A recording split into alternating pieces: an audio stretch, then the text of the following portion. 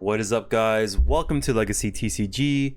We are back with some Edison. This is round 2 of locals. Adrian's playing Lightsworn. No, he's playing Kristyasworn. And I am on my usual Machina. So Lightsworn's one of the harder matchups. I can't really control. If I can't control their milling, then it gets really difficult to play against them. And right off the bat, he's piling on the pressure. This is a lot to deal with really early. Not something we like to see. We're gonna do mill 3 with charge of the Light Brigade hitting the fortress. At least that's something that is going our way. We can add Raiko or we can add Lila. We can use Lila to kind of answer this Lumina. We need to get her off the board ASAP. But yeah, just because she's gonna keep pitching, she's gonna keep milling, and it's gonna be a huge issue. They already milled a wolf, so we're on the back foot. Can't clear this board. JD is just gonna come shortly after. JD or Kristya. We're gonna brain control. Okay. Ditch force for fortress. Okay, not bad. And then let's see, what do we do? We're gonna crash in with this Lila for 700. He can honest to make it bigger,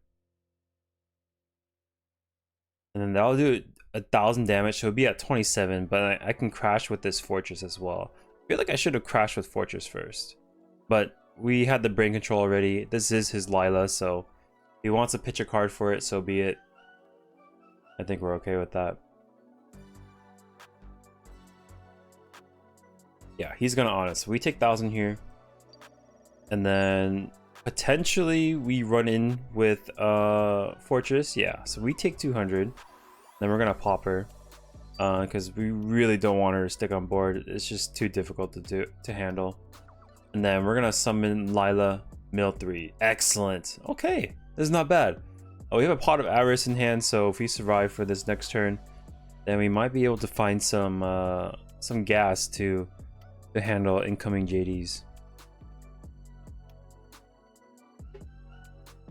It would have to be like bottomless or something to handle it, but we're gonna take 400 here. Could have been a lot worse, but yeah. Start off with Pot of Avarice. We're going to return the non-essentials, leaving the Fortress and Grave, send everything back. DD Crow goes back. Horses. I forgot what else was there. But yeah. Ideally, we want Fortress and Grave and Plague. Those are the only graveyard cards I want in there. Everything else, I just want to recycle, reuse, and then keep using them over and over. We're gonna set a monster. The face down I anticipate on Adrian's side is a Raiko, so I'm gonna send that to hand. We're gonna send both of these cards to hand, just so he doesn't Celestia me. Yeah, that was my train of thought. I just don't want him to have the opportunity to Celestia. If he does, then our face down monster is cooked, and we really need him for the defense. Ooh, is that an Arcus? Arcus would go hard against a face down Raiko. Okay, so he has to decide like what names go back, how many fairies go back. He wants to curate it so that both Kristya and JD are as live as possible. He's gonna send back a couple Lightsworn names. Gore is honest. And he's gonna look for that JD. I'm anticipating, at least.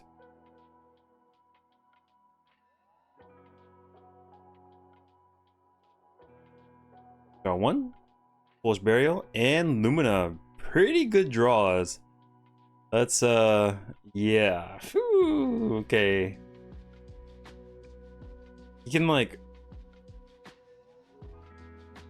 there's a lot of things you can do actually. He's gonna Foolish Burial, get a wolf out. No response from us, unfortunately. Didn't draw back that that DD Crow. We just got a bunch of compulses. We're gonna mill 3, take 12. Can't pop any Lightsworn, so we're just using him to mill as many cards as possible. Potentially draw a Pot of Avarice to refuel, and then the end mill will reveal a JD. What do we do? Oh, we just passed. Okay.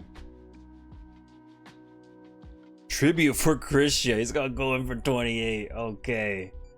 He's like, I'm not messing with that Gorz. Y'all just pass. Oh, I'll just summon this dude and make you deal with that. Okay. So we're down 1 game. Game 2. What do we put in? Oh, it looks like we have Banisher. Banisher is pretty good early on, so that's definitely something we want to see. We're gonna add this Raikou. Do we just slam it? Slam it, set back row behind it? Yeah. Let's do it. He does have a Cyber Dragon to answer it though. That's pretty unfortunate. Here he comes. Cyber Dragon.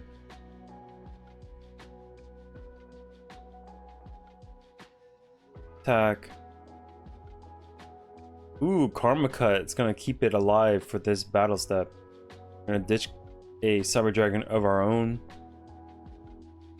And he'll pass. Okay, he's gonna have to try next turn. Do we attack? Do we attack? Nah. If Gorz comes down, it just answers the Banisher.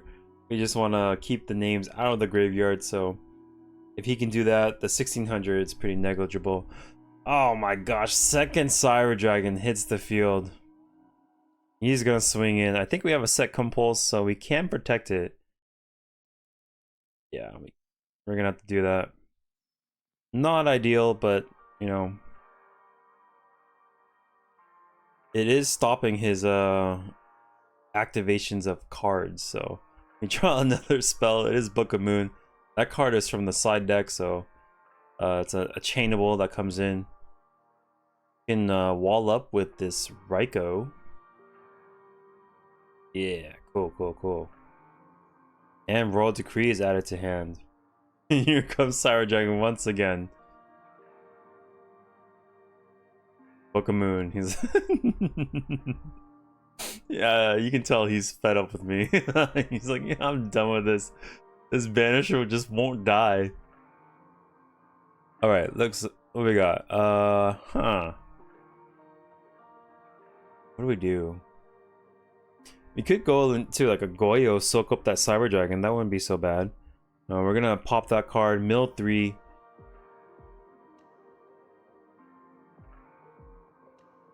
All these cards go to banish. Okay. We're gonna swing 2. 13 and 16. Keep the Gale out there just in case. Do we make him answer the Gale?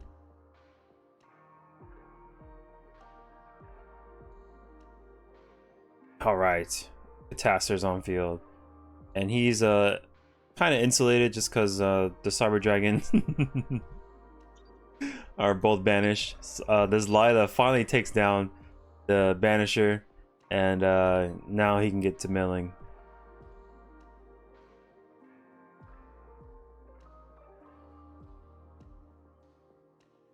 One, two, and Wolf. But it was a Jane, unfortunately. Okay, Raikou. We're gonna ping this back row. It is Royal Decree, mill some cards. And we can get to work with this Catastor. Can't really interact with it with Honest. We're not gonna be scared of the back row against Lightsworns. It's because the most dangerous trap is like most likely Mirror Force. If any of those traps. Mirror Force and Threatening Roars are their the cards they're gonna use. Because if they're running like Royal Decrees and stuff, then they can't really run that many of their own traps.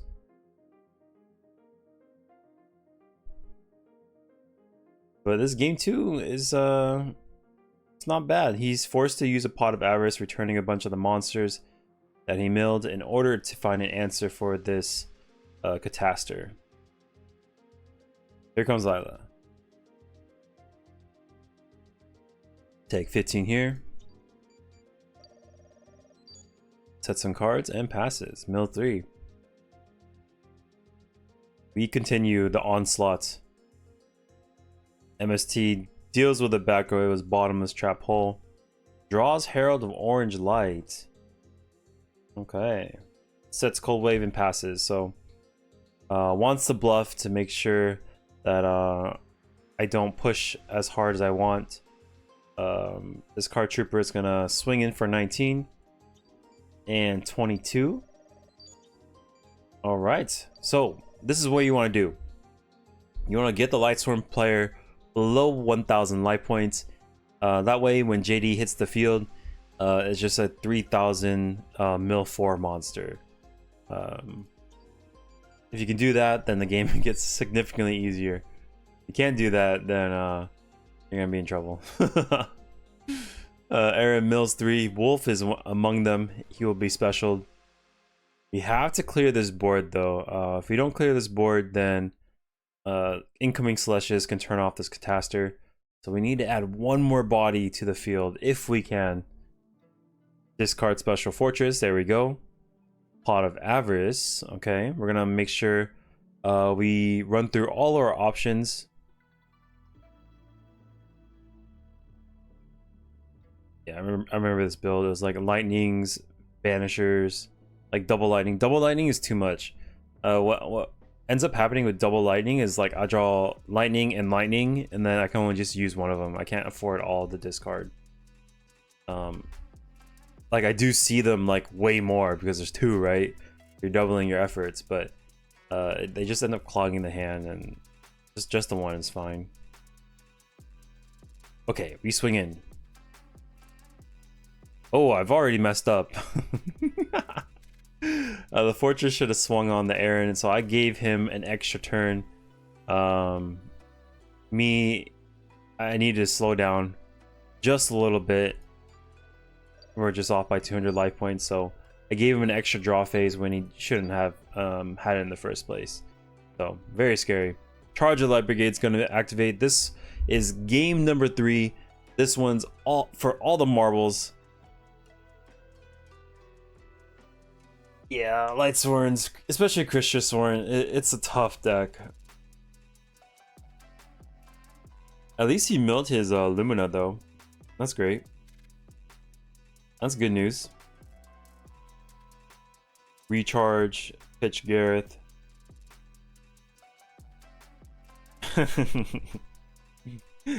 Tries to mill a wolf, but summons an Argus instead.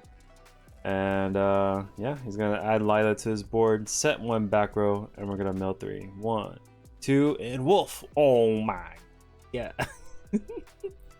I think Paul was watching. He's like, "How do you know the wolf was gonna be there?"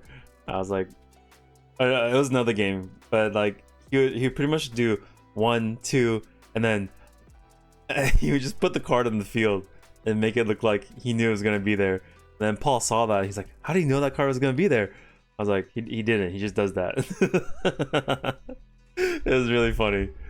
He was so confused. He's like, "What? Like, how do you know?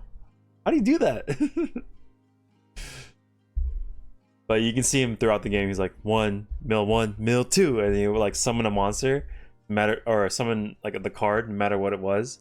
And then on that one, the third one just happened to be a wolf, which is absolutely insane. This wolf, though, if you look at it, it kind of looks cool. It's a common, but it's like really dark. Like the inking on it, I don't know. It looks really different. All right. Oh, okay. So we run in with Fortress for 18. Imperial Iron Wall is gonna turn off the Banisher, unfortunately. That's a shame. We're gonna set, I think, a Mirror Force and pass. If Celestia comes down, that's gonna be really, really bad for us. Yeah, so he sets one of his spells and traps. Gonna target the fortress. Fortress plus... I'm assuming back row? Nope, he goes for monsters. Okay. Then pre-resolution's gonna look at his hand. We're gonna rip a card. Probably the Kristyasworn. If I were to take anything. Yeah, Kristyasworn. And then these two go down. He runs in. Mirror Force is there. Okay. Let's go. We have a chance. Haiku summons. Doesn't do anything. Just 1800 beat stick, unfortunately. And then we are gonna set a back row. Imperial Iron Wall is putting in work. It's pretty good. It's pretty good against at least what I'm siding, and it's pretty good against like Bayou Turbo, all that good stuff. I used to side Imperial Iron Wall, right? Like triple Iron Wall, and I would take out my bottomless and deep prisons and like maybe splash in more like some more books or something. And I would do that for a couple weeks, and then at that time there was a lot of Bayou Turbo players, like 6 or 7 of them at locals, right? Like half the field would be at Bayou Turbo, and then they would see me do that, and they're like, "Oh, well, since he's putting in the iron walls, they're gonna start siding out their bottomless." And once they started like seeing that pattern, I couldn't side a iron wall anymore. You kind of have to like mix things up every once in a while. So Cold Wave is gonna be activated. We will chain Threatening Roar. In response, he's gonna get the Beckoning Light, discarding his hand, so he gets 2. Adds JD. Maybe Kristyasworn. I'm not sure. Could be one of them. But yeah, you gotta change it up, because the players at your locals are gonna learn your patterns, and then if you can't break that pattern, then they're just gonna be essentially playing with an open book. And you know, when your opponent knows your cards inside and out, it's kind of hard to play against. So Cold Wave, we are under Cold Wave. Can't activate any spells. JD is gonna blow the field, pay 1000, and he can't attack, so he was just gonna mill 4. We draw.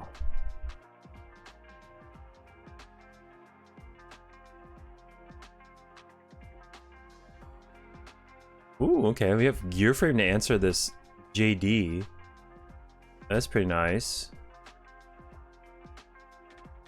Here comes our boy. Gear Frame, summon Machina Force. Or get Machina Force. Fortress is already set up in grave.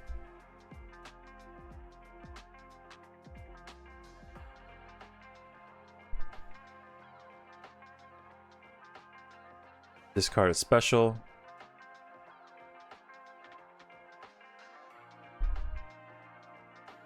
And then we have to crash in. There's no debating on keeping it. Necro is there though. We're gonna run in with the Gear Frame, take 12. Then we're gonna try to activate Pot of Avarice, but the Cold Wave was there. I just completely forgot. So that turns off that plan. Cold Wave, I think, is a card that, like, when you activate it, I think you just leave it in the center of the field. That way it doesn't get forgotten.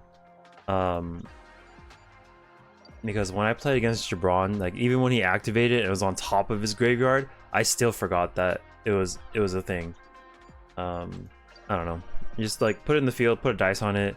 That way both players can remember that there is an effect going on. Pot of Avarice will finally be able to be used. We're digging for answers for this JD. Unfortunately, couldn't pop it because of this Necrogarna, but we're gonna try for round 2. Maybe drop Machina Force to drop for a Fortress. Would be ideal. We do draw a Lightning Vortex. That's something. Okay. And we're gonna swing for 21. Cool. He draws.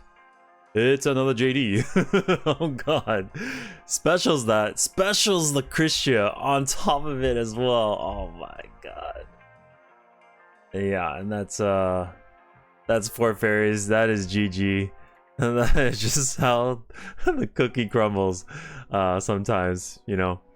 I mean, I probably was cooked anyways with the Kristya on top, but if it was just Kristya, I might have had another turn to draw, maybe, I don't know, Ryko or something. Could have been something, but yeah, that was pretty insane. I got rid of one JD. JD, his big brother, is sitting on top waiting to tag back in. But yeah, congratulations to Adrian, 2-1. That was a really fun match.